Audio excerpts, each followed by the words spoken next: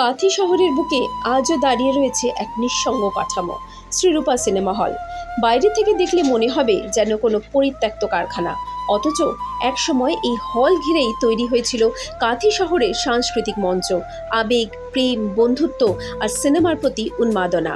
আজ তার গেটের সামনে বড় তালা, দেয়ালের ফাঁক গলে বেরিয়ে এসেছে বটগাছের শিকড়।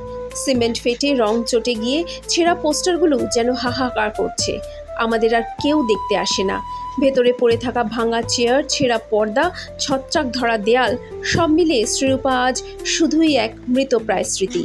এই শ্রীরূপা সিনেমা হলেই একদিন সকাল থেকে লাইন পড়তো টিকিটের জন্য।